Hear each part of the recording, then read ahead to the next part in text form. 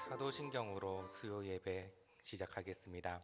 나는 전능하신 아버지 하나님 천재 창조주를 믿습니다. 나는 그의 유일하신 아들 우리 주 예수 그리스도를 믿습니다.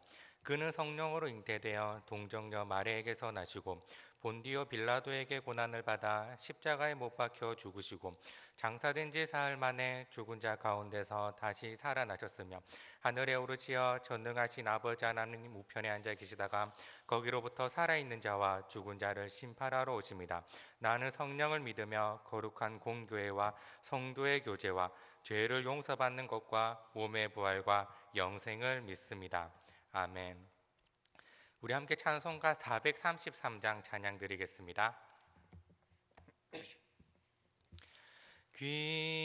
귀하신 주여 날 붙드사 주께로 날마다 더 가까이 저 하늘 나라 나 올라가 구주의 품 안에 늘 안기어 영생의 복 받기 원합니다. 봉헌할 물건 나 없어도 날마다 주께로 더 가까이 내 죄를 수께 다 고하니 주님의 보혈로 날 씻으사 눈보다 더 희게 하옵소서. 간악한 마귀 날 꾀어도 주 예수 앞으로 더 가까이 이 세상 속한 그 허영심 또 주할 생각은 다 버리니 정결한 맘 내게 늘 주소서. 이 세상 내가 살 동안에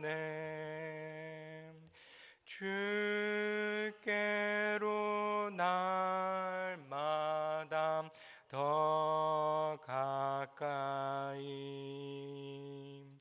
저 배는 천국 나 들어가 한없는 복락음 다 얻도록 풍성한 은혜를 주옵소서.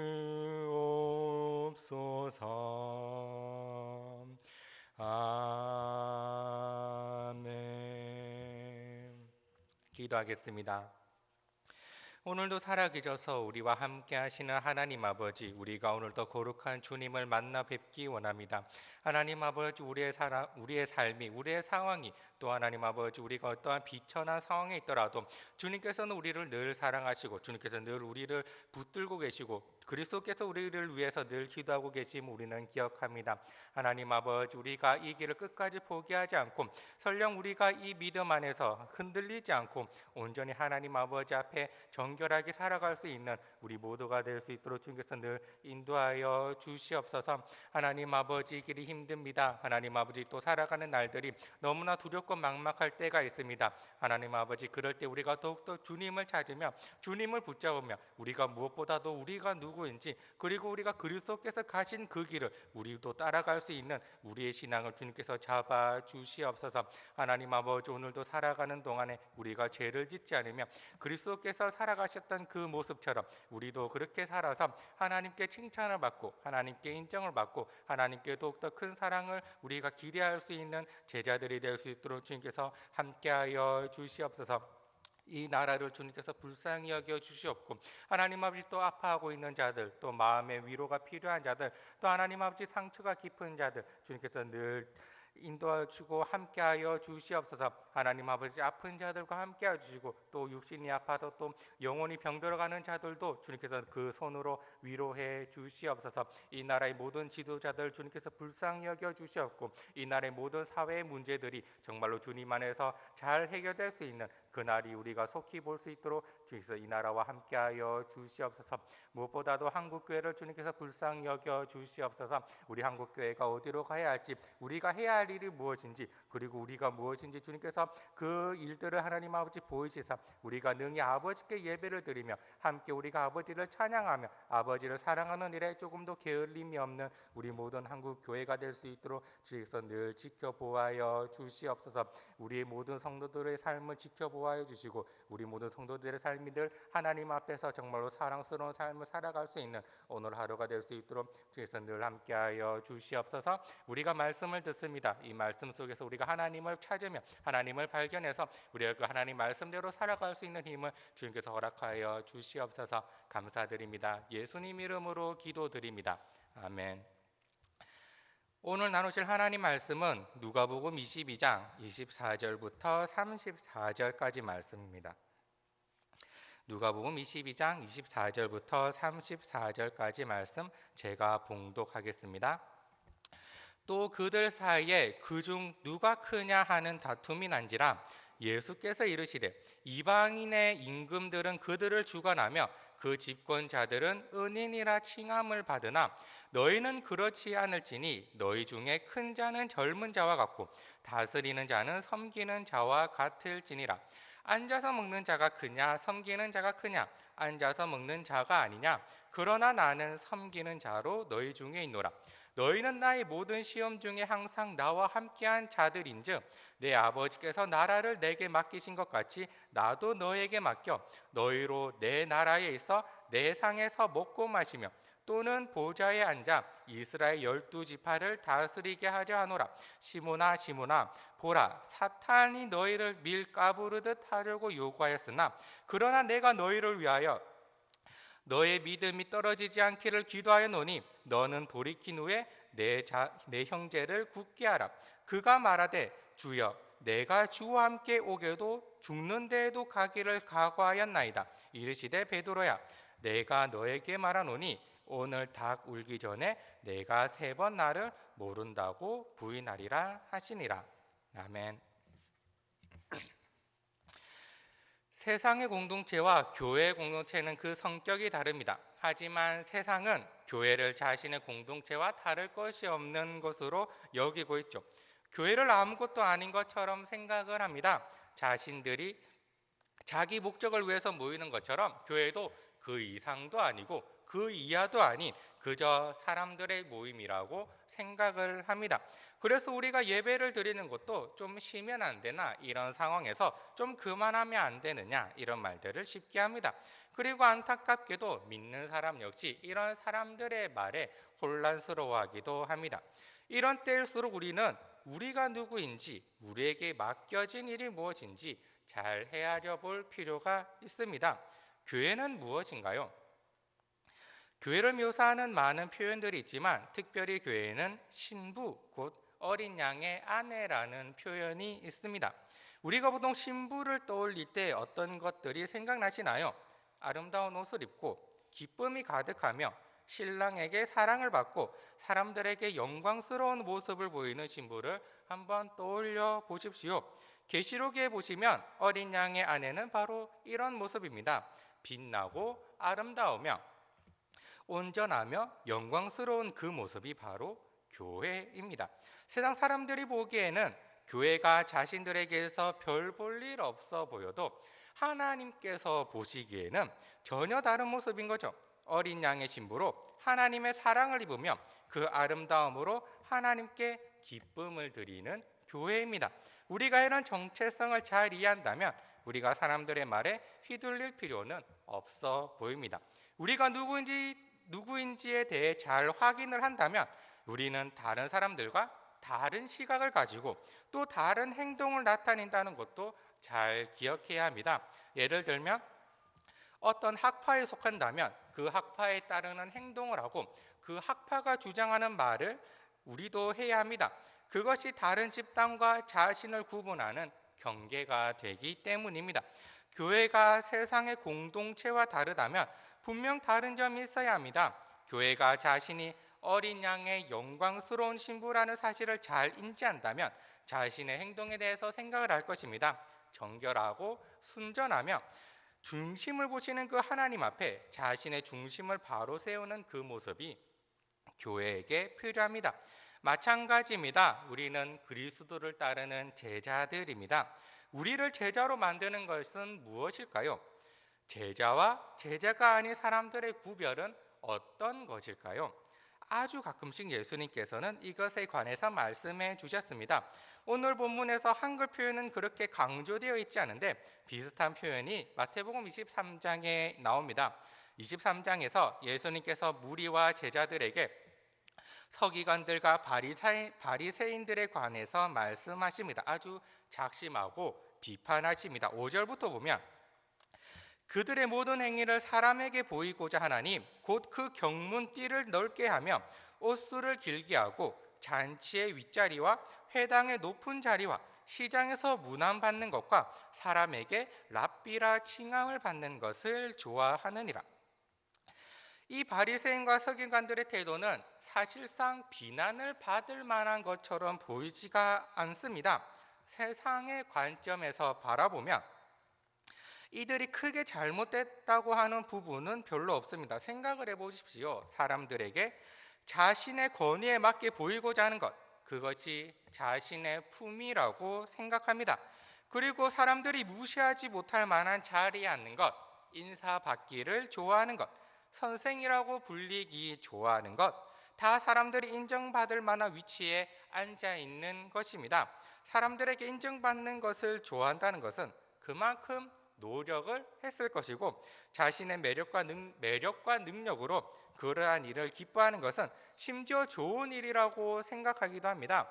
이 세상을 살아가는 모든 사람들은 바로 여기에서 자유로울 수가 없습니다. 사실 성경이 말해주지 않았으면 우리에게 이것이 악한 일이라고 생각하지 못했을 도덕이 하나 있습니다. 성경이 말해주었다고 해도 우리는 이것을 크게 생각하지도 않는 것 같습니다.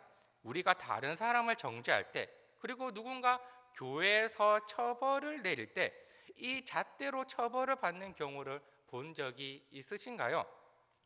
사람들에게 보이고자 행동했다는 이유로 벌을 받는 사람이 있나요? 윗자리와 높은 자리를 좋아한다고 인사받는 것과 선생이라 듣는 것을 좋아하는 이유로 벌이 내려지나요? 보통 그렇지 않다는 사실을 압니다. 우리 형제 중에 정죄를 내릴 때에도 우리는 성적인 잘못, 돈에 대한 욕심 이런 것에 쉽게 정죄를 내립니다.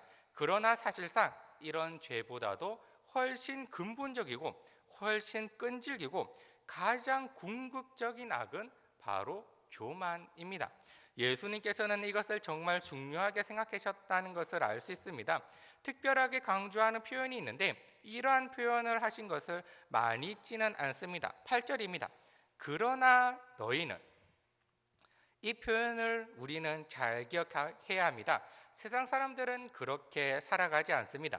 세상 사람들은 마땅하다고 여기고 그것이 이런 것들로 살아간다고 여기지만 우리는 달라야 한다고 예수님을 따르는 제자들만은 반드시 달라야 한다고 말하는 표현입니다. 우리 오늘 본문에도 완전히 똑같은 표현입니다. 오늘 본문 26절인데 우리가 가진 한글 성경에는 생략이 되어 있습니다.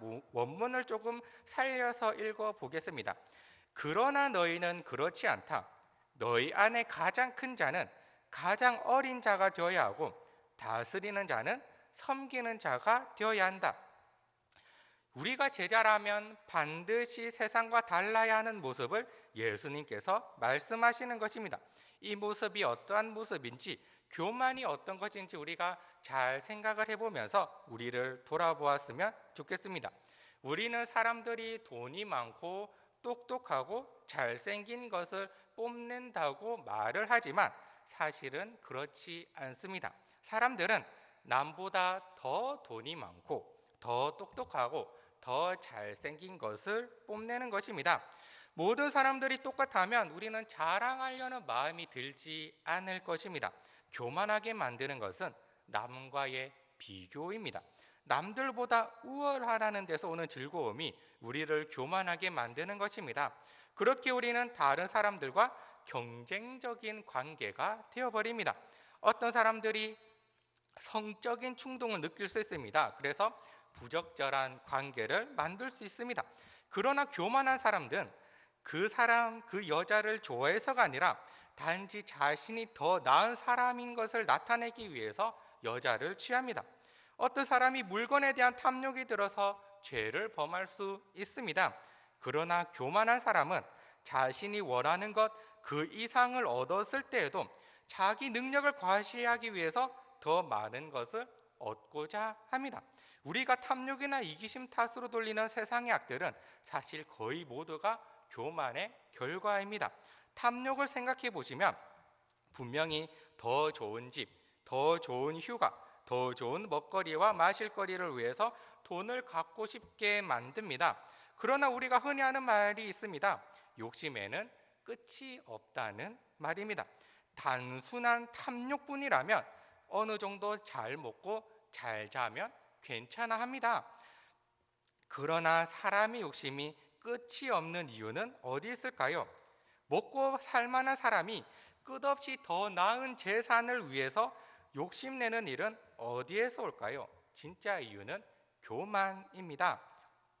다른 사람보다 더 많은 재산을 가지겠다고 하는 교만입니다. 그래서 교만은 끝없는 경쟁 속에서 우리를 놓아둡니다.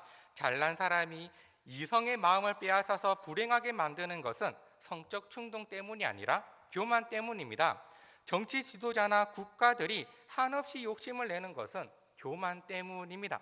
교만한 사람은 자기보다 힘있고 똑똑하고 돈 많고 그런 사람이 한 명만 있다 하더라도 적으로 여기고 경쟁합니다. 교만은 언제나 적대감을 불러일으킵니다. 그래서 우리 마음속에 적대감이 느껴진다면 가장 먼저 확인해야 볼 것은 이 교만입니다. 누군가가 나를 무시할 때 싫어하는 마음이 드셨나요? 누군가가 나를 알아주지 않을 때 실망하셨나요? 누군가가 쓸데없이 참견하거나 은인 행세를 할 때 얼마만큼 싫으셨나요? 이것이 바로 우리가 얼마나 교만한지 확인할 수 있는 질문입니다. 오늘 본문에서 제자들 사이에 다툼이 일어났습니다. 다툼의 내용은 누가 크냐는 것입니다. 그런데 잘 보면 실제로 누가 큰 일을 했는가? 누가 실제로 큰가?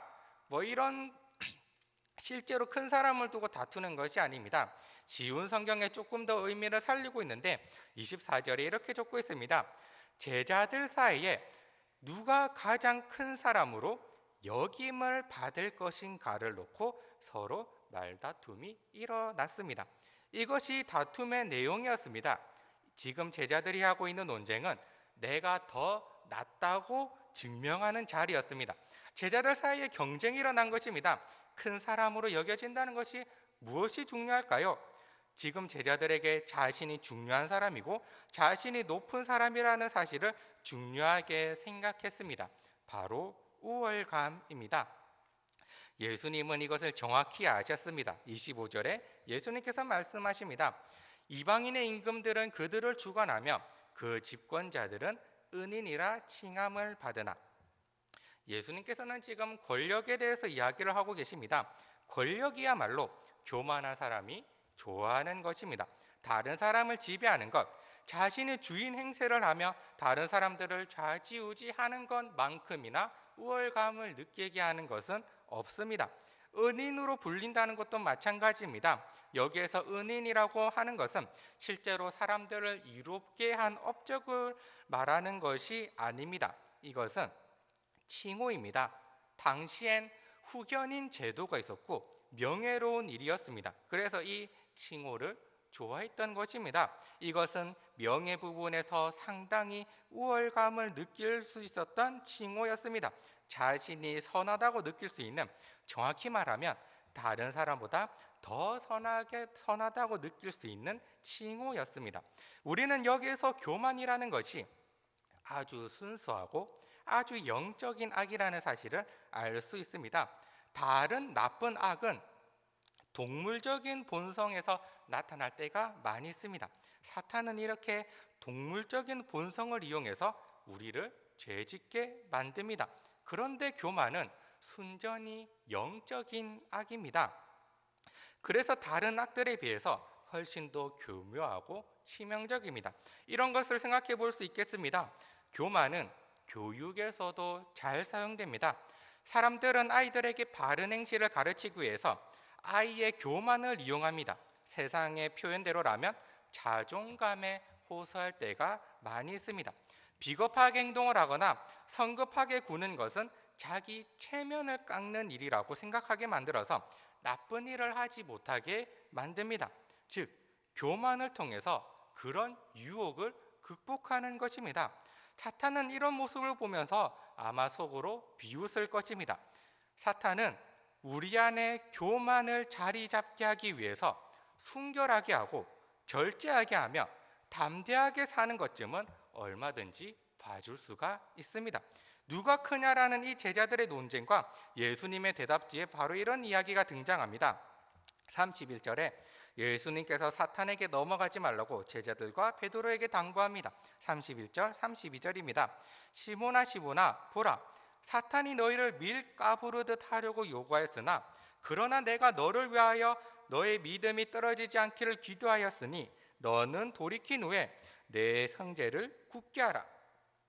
지금 예수님께서는 아주 중요한 시간이었습니다. 잠시 뒤에 예수님께서는 잡히시고 곧 십자가에 돌아가시는 바로 그 밤이었습니다. 아마 이것은 제자들에게 있어서 가장 치명적인 유혹일 것입니다.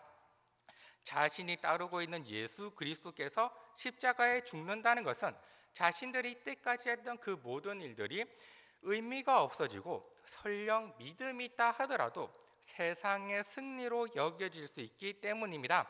사탄은 그런 상황 속에서 정말로 제자로 남을 수 있는가 시험하려고 합니다. 밀가부르다라는 것은 키지를 말하는 것인데 저는 경험을 해보지 않았으니 이제 검색을 해보았습니다.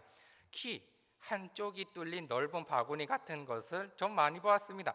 그것을 이용해서 삽질을 하듯이 바람에 날려서 알곡만 남기고 겨는 바람에 날려서 분리하는 일이라고 합니다. 요즘도 깨 같은 곡식을 키질하는 것 같아 보입니다. 누군가 키질이 어렵다고 적어 놓으니까 거기에서 뒤에 선풍기를 놓으면 훨씬 쉬울 거라고 조언을 해주는 모습도 볼 수가 있었습니다. 여기에서 정확히 말하면 키질이 아니라 채질입니다. 방법이 다를 뿐 목적은 똑같습니다. 채를 흔들어서 알곡만 남기고 겨는 떨어뜨리는 분리 방법입니다. 사탄이 바로 이것을 요구하는 것입니다. 막 흔들어서 누가 남나, 누가 시험에서 살아남는지 진짜 제자를 가리라고, 은혜를 입은 자격을 따지라고 요구하는 것입니다. 우리가 이런 사탄의 시험을 생각한다면 우리는 가지지 않기를 기도하는 것이 더 현명하다는 생각이 들기도 합니다. 예를 들면 부자 청년에게 재산의 반을 가난한 사람에게 나누고 자신을 따르라고 했을 때 이 부자 청년은 재산이 너무 많아서 그렇게 하지 못했습니다. 사실상 시험에 통과되지 못한 것이죠. 흔들어 보면 누가 제자로 남는지 알게 되지 않을까요? 근데 가진 것이 적다면 흔들리는 것에 덜 영향을 받는 것은 사실입니다. 만약 누군가 저에게 재산의 반을 나누러 간다면 그야 저는 쉽게 어느 정도 쉽게 할 수 있을 것입니다. 얼추 생각만 해봐도 차만 팔면 될 것 같거든요. 그런데 몇 억짜리 집이 있고 통장에 많은 숫자가 찍혀 있으면 어렵겠다는 생각이 듭니다. 사탄은 요구합니다. 우리 한번 채로 흔들어 봅시다. 정말로 하나님을 따르는지 흔들어 봅시다. 과연 우리가 떨어져 나가지 않을 수 있을까요? 다행인 것은 그리스도께서 우리와 함께 하신다는 것입니다. 그런데 지금은 예수님께서 베드로를 콕 집어서 말씀하십니다. 너의 믿음이 떨어지지 않기를 기도했으니 너는 돌이킨 후에 형제를 세워라. 베드로는 어떤 생각이 들었을까요?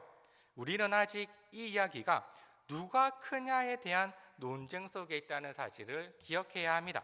베드로가 대답합니다. 주님, 나는 당신과 함께 감옥에도 죽음에도 갈 준비가 되어 있습니다. 이 대답이 얼마나 자신이 선하다고 느낄 때 할 수 있는 말일까요? 얼마나 포부에 찬 말인가요? 얼마나 자신 있고 결단 있고 도전적이며 열정적인 말인가요? 분명한 것은 베드로가 성령으로 충만해서 이런 대답을 했던 것이 아니라 자신감, 자존감 때문에 이런 말을 할 수 있었던 것입니다. 그것은 예수님의 대답에서 바로 알 수 있습니다. 오늘 닭이 울기 전에 3번 나를 부인하리라. 우리는 우리를 잘 알아야 합니다. 왜 교만이 궁극적인 악이라고 많은 선진들이 말하며 경고했는지 우리는 잘 깨달아야 합니다. 그것은 모든 사람은 여기에서 벗어날 수가 없기 때문입니다. 누가 자신이 교만하지 않다고 감히 말할 수가 있을까요? 자신이 교만하지 않다고 생각하는 것이야말로 아주 교만하다는 증거입니다. 제가 루이스가 했던 많은 묘사들을 했는데 이런 말도 했습니다. 자신이 신앙생활을 한다는 이유로 선하게 느껴질 때는 확실히 하나님이 아니라 악마를 따르고 있다고 보면 됩니다. 우리가 당장이라도 느낄 수 있는 기분일 것입니다. 오늘은 성경을 몇 장 읽었나요? 오늘은 기도를 몇 시간 했나요? 이런 질문들 앞에서 우리는 하나님 앞에서 즐거워할 수도 있습니다. 그런데 우월감이라는 것이 조금이라도 있다면 안 한 것보다 못한 것이 될 수가 있습니다. 이 죄는 게으른 죄보다 훨씬 근본적인 죄니까 그렇습니다. 얼마나 근본적인 죄인지 루이스는 또 이런 말을 합니다. 교만한 사람이 자기는 하나님을 믿는다며 아주 신앙적으로 행세하는 사람은 감히 말하지만 그들은 상상 속의 하나님을 섬기고 있습니다. 비록 하나님 앞에 섰을 때 자신이 아무것도 아니라고 고백을 할지라도 실제로는 이 상상 속의 하나님께서 자신을 다른 사람보다 낮게 여기고 인정해 준다고 늘 생각하기 때문입니다. 이것이 바로 이방인들이 살아가는 삶입니다. 다른 사람보다 더 나은 것을 추구하는 것, 그것을 위해 열심을 내고 그것을 위해 신을 섬기며 그것을 위해 심지어 자존감 넘치는 삶을 살아갑니다. 우리는 이 예수님의 강조하시는 말씀을 꼭 기억해야 합니다. 그러나 너희는 가장 어린 자가 되고 섬기는 자가 되어라. 그것이 가장 큰 자이고 높은 자이다. 제자들에게 있어서 가장 위대한 것, 가장 높은 것은 이것입니다. 공경받기를 원해서도 안 되며 젊은 사람들이 대우받는 것과 같은 위치에 있으라는 것입니다. 나이 지긋하신 분들이 일할 때에 젊은 사람이 좀 일을 해야 하는데 이런 생각이 들 것입니다. 맞는 말입니다. 그것이 바로 자신이 되어야 합니다. 가장 결정권이 많고 가장 대우를 받아야 하고 가장 지위를 누릴 수 있는 사람은 그것이 교회에서나 우리 생활에서나 우리는 권리를 가장 적게 소유한 사람들과 같아야 합니다. 이것이 제자의 권력 모델입니다. 27절에서 말씀하십니다. 앉아서 먹는 자가 크냐 섬기는 자가 크냐? 앉아서 먹는 자가 아니냐? 그러나 나는 섬기는 자로 너희 중에 있노라. 식탁 앞에 있을 때 앉아있는 사람과 서빙하는 사람들을 말하고 있는 것입니다. 이 배경이 주님의 마지막 만찬 때였다는 것을 기억한다면 아마 앉아있는 사람과 시중 드는 사람이 함께 식사를 하는 모습인 것 같습니다. 그런데 음식이 나오기까지 앉아있는 사람이 있고 음식을 준비하고 내놓는 사람 중에 큰 사람은 앉아있으면서 대우를 받는 사람입니다. 이것이 세상이 말하는 큰 사람입니다. 그런데 제자의 권력 모델은 시중 드는 사람이 더 큰 사람입니다. 그리고 이것이 바로 겸손의 모습입니다. 겸손한 사람은 자신이 못한다고, 자신이 부족하다고 뒤로 발을 빼는 것보다는 자신을 생각하지 않는 사람입니다. 우리는 이사야 선지자를 떠올릴 수 있을 것입니다. 그가 하나님께 부름을 받을 때 그가 자신이 얼마나 자격이 없는지 인지했습니다. 이사야 6장 5절입니다. 화로다 나여 망하게 되었도다. 나는 입술이 부정한 사람이요 나는 입술이 부정한 백성 중에 거주하면서 만군의 여호와이신 왕을 배웠음이로다. 그런데 이런 선지자가 하나님께서 말씀하실 때 그의 대답을 기억해 보시기 바랍니다. 8절입니다. 주께서 이르시되 내가 누구를 보내며 누가 우리를 위하여 갈고 그때에 내가 이르되 내가 여기 있나이다. 나를 보내소서. 우리가 하나님 앞에 있다는 것을 알아볼 수 있는 사실은 내가 나에 대해서 완전히 잊고 있냐에 달려 있습니다. 종이 된다는 것은 나에게 돌아올 혜택이나 인정이 극히 작다는 것을 말합니다. 사도들이 자신을 종으로 여겼다는 것은, 그리고 예수님께서 지금 자신을 섬기는 자로 있다는 것은 자신의 영광을 구하지 않고 자신의 이익을 구하지 않고 그저 부르심 앞에 나아가고 사명을 위해서 힘썼다는 것을 말합니다. 28절입니다. 너희는 나의 모든 시험 중에 항상 나와 함께한 자들인즉, 예수님께서는 계속해서 섬기는 자에 대해서 이야기를 하고 계십니다. 예수님의 시험에서 예수님과 함께 남았던 사람들에 관한 것입니다. 섬기는 것과 예수님과 함께 견딘다는 것이 무슨 관계가 있을까요? 바로 예수님의 길, 그리고 그 예수님을 따라가는 제자의 길에 있습니다. 예수님은 항상 높임받는 것이 인정되는 사람이었습니다. 사탄이 직접 와서 높은 자리에 앉으라고 제안을 했으며 사람들도 예수님이 높은 자리에 앉기를 원했습니다. 사람들이 당연하게 생각하는 것입니다. 능력이 있다면 높은 자리에 앉아야죠. 권능이 있다면 사람들을 다스려야죠. 하지만 예수님은 그 왕의 길을 걷지 않으셨습니다. 섬기는 길, 인정받지 못하고 자신을 돌아보지 않으며 다른 사람을 세우는 일, 자신이 죽는 길, 섬기는 길로 가셨습니다. 그리고 그 제자들에게도 그와 함께하기를 바라시면서 약속하십니다. 30절입니다. 너희가 내 나라에 있어 내 상에서 먹고 마시며 또는 보좌에 앉아 이스라엘 12지파를 다스리게 하려 하노라.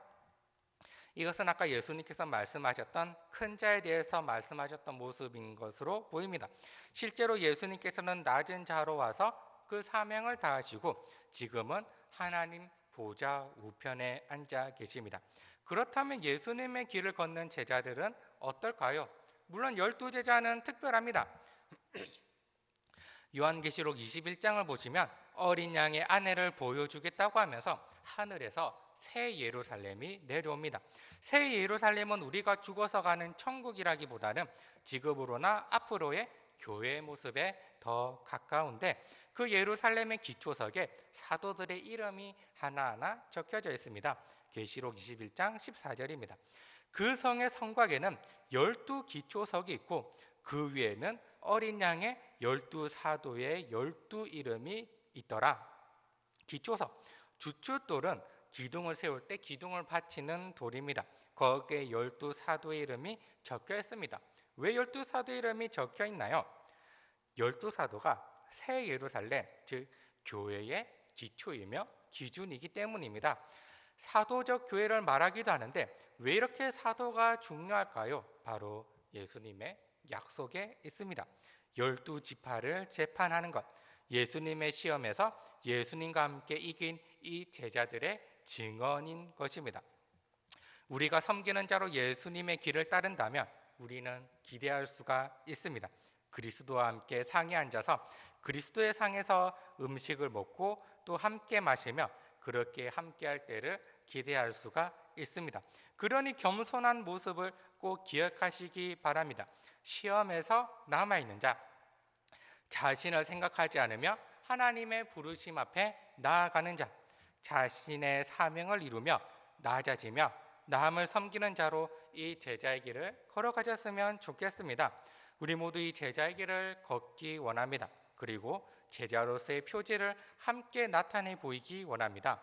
겸손으로 우리가 하나님께 크다고 인정을 받았으면 좋겠습니다. 하지만 우리는 모두 인정해야 합니다. 우리 모두는 교만해서 절대로 자유로울 수 없습니다. 그래서 우리는 겸손의 첫걸음을 떼야 합니다. 그것은 우리가 교만하다는 사실을 깨닫는 것입니다. 사랑하는 성도 여러분, 오늘의 말씀은 사도 바울이 전하는 이 한 구절에 다 들어있습니다. 빌립보서 2장 3절입니다. 아무 일에든지 다툼이나 허영으로 하지 말고 오직 겸손한 마음으로 각각 자기보다 남을 낮게 여기고. 어렵지만 작은 것부터 시작하였으면 좋겠습니다. 우리가 계속해서 머릿속에 되새기고 묵상하고 기억하는 것입니다. 나보다 남이 낫다는 생각입니다. 남이 더 크다는 생각입니다. 남이 더 옳다고 여기는 것입니다. 그럴 때 우리 안에 다툼이 없어지고 온전한 그리스도의 제자들이 남아있게 될 것입니다. 모두가 우월감에 젖어 살아가기 때문에 우리도 괜찮을 것이라 여길지 몰라도 이 일 때문에 정죄를 받지 않는 것처럼 보이고 피할 수 있을 것 같아 보여도 우리 하나님께서는 교만한 자를 치시며 낮은 자를 높이실 것입니다. 그때에 겸손하여서 작은 일에 또 충성하여서 칭찬을 받고 그리스도와 함께 먹고 마시는 우리 은광교회 모든 성도님들이 되시기를 주님의 이름으로 축복합니다. 함께 기도드렸으면 좋겠습니다. 낮은 자, 섬기는 자로 우리가 하나님을 섬기게 하시고 또 사람을 섬기는 제자의 길을 걷게 하여 주옵소서. 이 시대에서 믿음이 흔들리지 않게 하시고 하나님 앞에 바로 서 있는 우리가 될 수 있도록 주께서 우리 믿음을 붙들어 주시옵소서. 우리 함께 기도드리겠습니다. 하나님 아버지, 우리가 하나님 아버지 앞에서 더욱더 온전한 사람이 되기 원합니다. 특별히 하나님 아버지, 우리가 제자의 길을 생각하면서 제자가 걸어갔던 그 길을 우리가 걷기 원합니다. 하나님 아버지, 우리를 불쌍히 여겨주시며 그렇게 하나님 아버지, 우리가 제자의 길을 온전히 걸어갈 수 있는 우리 모두가 될 수 있도록 함께하여 주시옵소서. 무엇보다도 우리가 낮은 자가 되게 하여 주시옵소서. 하나님 아버지, 그렇지만 하나님 아버지, 우리가 정말로 마음속은 겸손한 자가 되고 싶고 섬기는 자가 되고 싶지만 하나님 아버지, 우리의 속을 뒤돌아본다면 교만한 마음이 얼마나 큰지, 이 교만한 마음이 정말 우리 삶에 얼마나 깊게 침투해 있는지, 혹은 하나님 아버지, 우리가 교회 생활하고 신앙 생활을 할 때에도 이 교만한 마음이 얼마나 우리의 행동을 좌지우지하는지 하나님 아버지, 우리는 고백하지 않을 수가 없습니다. 우리를 불쌍히 여겨 주시옵소서. 우리가 제자로서의 길을 온전히 걷게 하여 주시옵소서. 우리에게 겸손한 마음을 허락하여 주시고 하나님 아버지, 유연한 마음을 허락하여 주시고 하나님 아버지, 그 마음속에 아버지의 율법을 새겨 넣을 수 있는 우리 마음이 될 수 있도록 인도하여 주시옵소서. 그렇게 우리가 하나님을 섬기기 원합니다. 그렇게 우리가 사람들을 섬기기 원합니다. 이웃들을 섬기기 원합니다. 하나님 아버지, 우리가 우리 자신을 생각하지 않으며 하나님 아버지, 우리가 우리를 낮게 여기며 우리가 다른 사람들을 더 존귀하다고 다른 사람들을 더 낮게 여기고 우리가 다른 사람들을 더 옳게 여기는 우리 모두가 될 수 있도록 주에서 인도하여 주시옵소서. 하나님 아버지, 어려운 시대를 우리 모두가 살아가고 있습니다. 하나님 아버지, 믿음이 흔들리지 않도록 주님께서 인도하여 주시옵소서. 주님께서 붙들어 주시옵소서. 하나님 아버지, 믿음이 흔들리는 일이 없도록 하나님 아버지, 우리 모두를 주님께서 하나님 아버지 인도하시사 우리가 어디에 있든지, 우리가 어떠한 말들을 듣든지, 우리가 어떠한 우리 하나님 아버지 일을 겪든지, 우리가 어떤 것을 경험하든지 온전히 이 믿음으로 살아갈 수 있는 그 제자가 될 수 있도록 인도하여 주시옵소서. 우리가 하나님 아버지 앞에 섰을 때 우리가 교만한 마음으로 하나님 아버지를 아래로 깔아내려 보는 일이 없도록 하여 주시고, 정말 하나님 아버지 우리가 하나님을 우러러보며 하늘을 우러러보며 다른 사람을 우러러보며 그렇게 하나님 아버지 우리가 이 믿음의 길을 걸어갈 수 있는 우리 모두가 될 수 있도록 인도하여 주시옵소서.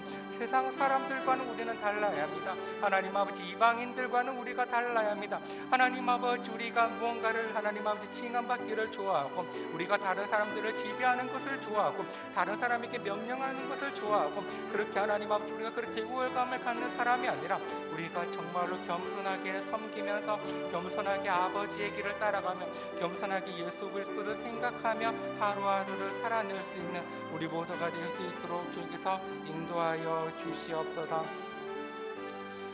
우리 다시 한번 기도드릴 때 교회 안에 다툼이 없게 하시고 서로 존귀하게 여기는 성도들의 모임이 되게 하여 주옵소서. 그리고 우리 예배를 위해서 기도드렸으면 좋겠습니다. 예배를 은혜 안에서 드리게 하시고 우리가 어디에서 예배를 드리든지 정말로 은혜 속에 있게 하여 주시고 또 우리가 함께 모여서 하나님을 찬양하는 일이 속히 올 수 있도록 주님께서 인도하여 주시옵소서. 함께 교회와 예배를 위해서 우리 성도들의 모임을 위해서 기도드리겠습니다. 하나님 아버지 우리 교회를 주님께서 인도하여 주시옵소서. 하나님 아버지 우리 교회 안에 우리 성도들 하나님 아버지 우리가 서로를 대할 때 혹은 하나님 아버지 우리가 다툼으로 하나님 아버지 어떠한 일을 하나님 아버지 벌인 일이 있다면 주님께서 하나님 아버지 용서해 주시고 은혜로서 하나님 아버지 우리를 지켜보아여 주시옵소서. 하나님 아버지 우리가 혹여나 허영심으로 우리가 다른 사람을 대한 적이 있다면 하나님 아버지 또 우리를 용서해 주시고 우리를 그 죄에서부터 건져내 주시옵소서. 하나님 아버지 우리가 교만하여서 우리가 다툼을 일으키며 하나님 아버지 우리 안에 허영심이 가득하여서 우리가 다른 사람을 낮게 하나님 아버지 깔아보는 일들이 하나님 아버지 우리에게 있었음을 고백합니다. 하나님 아버지 우리가 이제는 제자의 길을 걷기 원합니다. 하나님 아버지 우리가 이제는 그리스도의 길을 걷기 원합니다. 그리스도께서 자기가 섬기는 자로 왔다면서 그렇게 말하는 그 예수 그리스도의 말처럼 우리도 하나님 아버지 우리가 누군가에게 믿음을 증명해 볼 때 우리가 섬기는 자로 교회를 섬겼습니다. 우리가 섬기는 자로 우리가 하나님께 예배를 드렸습니다.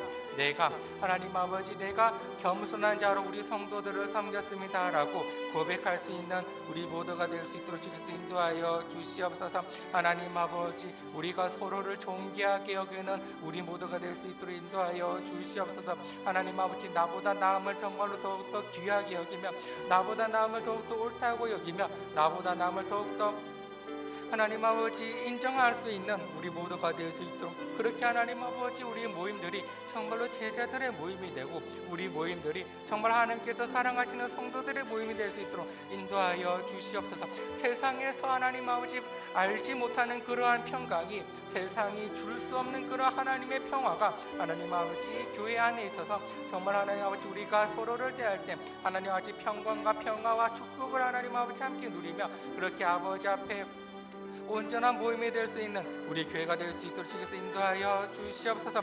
더욱이 하나님 아버지 우리가 이 교회를 위해서 기도하는 것은 우리의 예배를 위해서 아버지께 간절하게 기도를 드립니다.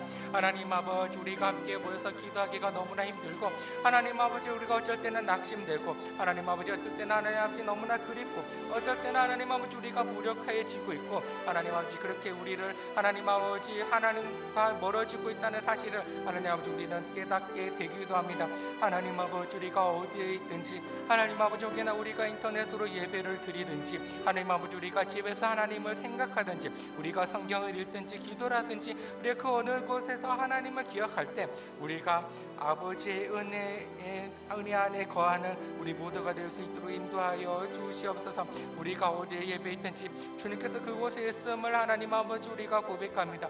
우리가 하나님 아버지 어디에서 예배를 있든 우리가 어느 곳에서 기도를 드리든 우리가 어느 곳에서 아버지를 묵상하든 그곳에 예수 그리스도께서 함께 있으며 그곳에 예수 그리스도께서 우리의 기도와 우리의 예배를 받아주신다는 사실을 하나님 아버지 우리가 믿음으로 고백합니다. 하나님 아버지 우리가 예배를 드릴 때에도 정말로 신령과 진정으로 아버지께 나아가게 하여 주시고 우리가 하나님 아버지 다른 마음을 품지 않으며 오직 아버지를 사랑하는 마음으로 아버지께 나아갈 수 있는 우리 모두가 될 수 있도록 주께서 인도하여 주시옵소서. 하나님 아버지, 우리가 더욱이 하나님 아버지께 간구하는 것은 우리가 함께 모여서 아버지를 찬양하는 일이 속히 올 수 있도록 주께서 인도하여 주시옵소서. 하나님 아버지, 우리의 모임이 정말로 아버지께서 사랑하시는 모임이 되게 하는 하나님 아버지 그 기회가 우리에게 다시 있어 하나님 아버지, 우리가 더욱더 온전하게 아버지께 예배를 드리며 우리가 더욱더 하나님 아버지 전심으로 아버지를 구하며 우리가 하나님 아버지 진실된 마음으로 하나님 아버지 우리가 진정된 마음으로 하나님은 우리가 정직한 마음으로 정말로 아버지를 사랑하며 나아갈 수 있는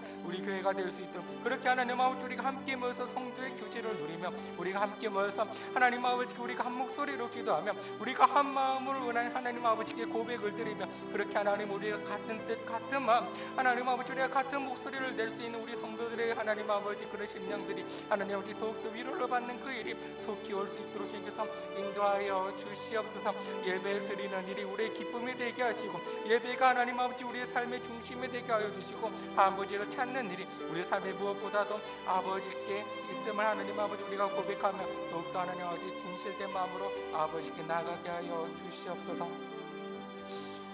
우리 마지막으로 한국 교회와 한국 사회를 위해서 기도드립시다. 한국 사회를 불쌍히 여겨 주셔서 모든 질병과 슬픔이 없게 하는 이 땅이 될 수 있도록 인도하여 주시옵소서. 한국 교회를 지켜주시고 성도들의 삶 가운데서 예수 그리스도께서 항상 함께 하셔서 우리 성도들이 어디에 있든지 주님의 뜻 안에서 지혜롭게 또 하나님 아버지 믿음 안에서 생활할 수 있는 우리 모든 성도들 그리고 은광교회 성도들 또 한국교회 모든 성도들이 될 수 있도록 인도하여 주시옵소서. 함께 기도드리겠습니다. 하나님 아버지 이 한국 사회를 주님께서 불쌍히 여겨 주시옵소서. 어려워하고 있고 질병이 많고 하나님 아버지 너무나 다툼이 많고 너무나 갈등이 많고 하나님 아버지 서로의 목소리가 너무나 커지고 있는 이 세상에 주님께서 하나님 아버지 이 땅의 사랑이 무엇인지 이 땅에서 하나님 아버지 믿음이 무엇이고 소망이 무엇인지 나타내 보이는 이 사회가 될 수 있도록 인도하여 주시옵소서. 하나님 아버지 이 사회가 정말로 정직한 사회가 되기를 원하며 이 사회가 정말로 즐거운 사회가 되기 원하며 이 사회가 정말로 하나님 아버지 기쁘고 즐겁고 하나님 아버지 행복한 사회가 되기를 원합니다. 그렇지만 하나님 아버지 우리가 사회를 하나님 아버지 기억할 때 너무나 마음이 아프고 하나님 아버지 우리가 질병 때문에 우리 일들이 다 멈춰지고 하나님 아버지 우리가 근심과 걱정이 많아 날로 커지고 있는 이 세상에서 살아가고 있습니다. 하나님 아버지 사회를 주님께서 불쌍히 여겨 주시옵소서. 하나님 아버지 질병이 하나님 아버지 속히 멈추게 하여 주시옵소서. 많은 전문가들이 하나님 아버지 오랫동안 지속될 것이라고 여기는 그 가운데서도 정말로 아버지께서 이 일을 멈추게 하시사 하나님 아버지 일이 빨리 끝나게 하시고 우리가 소망하는 일이 하나님 아버지께서 인도하시는 그 말로 말미암아 하나님 아버지 우리의 기도로 말미암아 우리 사회가 더욱더 나은 사회가 될 수 있고 더욱더 행복한 사회가 될 수 있고 아픔이 없고 질병이 없는 사회가 될 수 있도록 인도하여 주시옵소서. 지도자들에게 지혜와 정직함을 허락하여 주시고 하나님 아버지 그렇게 하나님 아버지 지도자를 통해서 이 사회가 정말 하나님 아버지 앞에서 온전하고 거룩해진 하나님 아버지의 나라가 될 수 있도록 아버지여 인도하여 주시옵소서. 특별히 하나님 아버지 사회 속에서 한국 교회를 주님께서 인도하여 주시옵소서.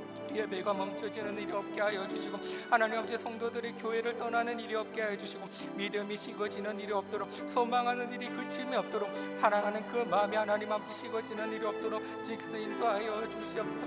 우리의 부르심은 이때에도 하나님 아버지 여전하며 우리의 사명은 이때에도 하나님 아버지 계속되면 우리가 기억하게 하여 주시고 제자로서의 길을 하나님 아버지 우리가 끝까지 견뎌내면서 나아갈 수 있는 우리 한국교회가 될 수 있도록 한국 모든 성도가 될 수 있도록 주께서 하나님 아버지 인도하여 주시옵소서. 한국교회를 하나님 아버지 지키고 있는 모든 하나님 아버지 한국의 목회자들에게 아버지 은혜와 아버지의 사랑을 충분히 부어주시고 하나님 아버지 그 지혜로 말미암아 교회가 어려움이 없으며 교회가 하나님 아버지 안에서 행복하게 잘 자라갈 수 있는 우리 한국교회가 될 수 있도록 인도하여 주시옵소서. 하나님 아버지 또 우리 한국에 살아가고 있는 많은 성도들의 삶 가운데 우리 주님께서 늘 함께 계셔서 하나님 아버지 그들의 가정에도 주님께서 하나님 아버지 축복하여 주시고 하나님 아버지 그들의 일터에서도 주님께서 하나님 아버지 어려움이 없고 형통함을 볼 수 있는 그러한 일터가 될 수 있도록 주께서 인도하여 주시옵소서. 우리 영광교회 모두 성도님을 하나님 아버지께서 인도하여 주셔서 늘 걱정이 없고 하나님 아버지 늘 아픔이 없으면 하나님 늘 아버지 인도함을 받는 그 증거를 늘 나타내 보일 수 있는 우리와 함께 성도들이 될 수 있도록 주여 함께하여 주시옵소서. 하나님 아버지, 우리가 하나님 아버지 함께 기도를 드리며 아버지를 기억하며 아버지를 묵상하며 정말로 아버지를 사랑하기에 조금도 부족함이 없는 우리들이 되기를 원하며, 그렇게 하나님 아버지를 하루하루 사랑하는 동안에 우리의 믿음이 더욱더 성장해가며 우리의 소망이 더욱더 커져가며 우리의 사랑이 더욱더 아버지의 사랑을 닮아갈 수 있는 이 성도들이 될 수 있도록 주께서 하나님 아버지 인도하여 주시옵소서.